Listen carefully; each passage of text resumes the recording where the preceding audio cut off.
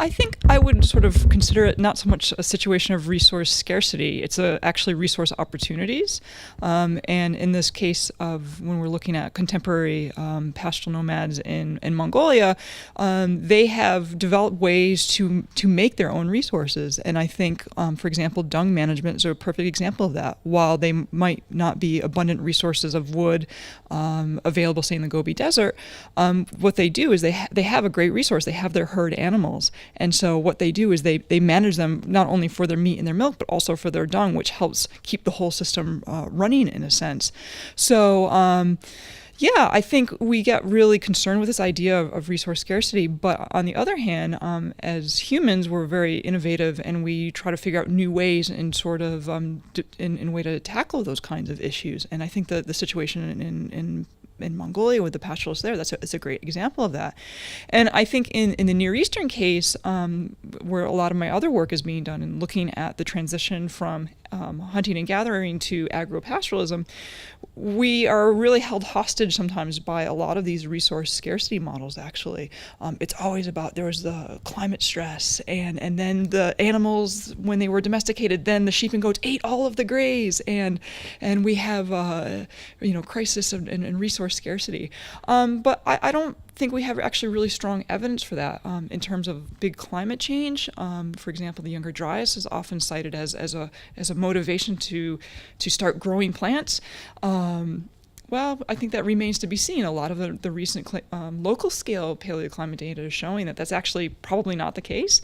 And also looking at the uptake of domesticated animals, did these animals wreak environmental havoc? Well, probably initially not. We have to remember when we're looking at the Near Eastern case, the landscape that we see today is the result of thousands and thousands of years of grazing in what has become actually a very arid environment compared to when we first had domesticates being exploited by pastoralists, 10,000 years ago. So, yeah, resource scarcity, or again, it's just opportunities, I think.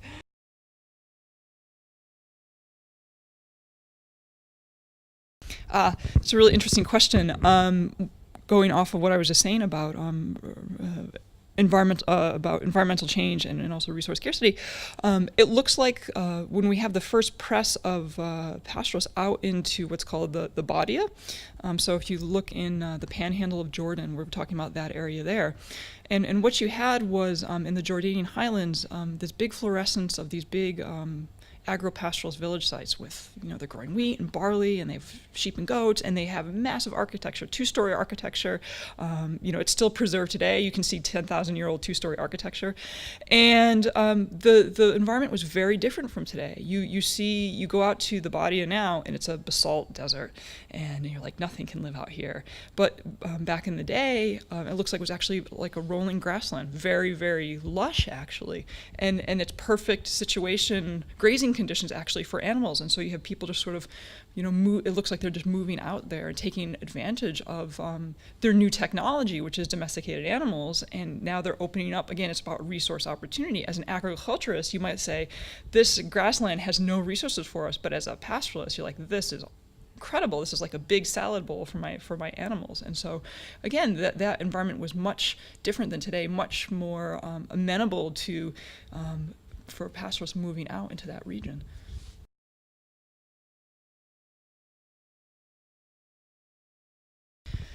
Not in my experience. That the use of fire is, it's, of course they use it all the time, but usually it's in the, where they're cooking, for example. They're burning dung fires, and so they kind of keep them going all day. They're making tea all the time. They're doing these kinds of things and cooking, but you don't see huge, trash fires where they're, or midden fires or these kinds of things. I've seen a few occasions where, well, let me rephrase that. I've heard of a few occasions where pastoralists have supposedly managed the landscape, burned pastures so they can have new growth.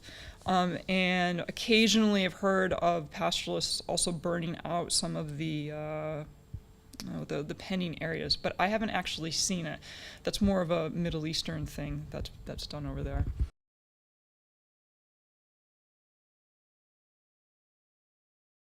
That's a really good question. I'm not sure I actually really know the answer to that.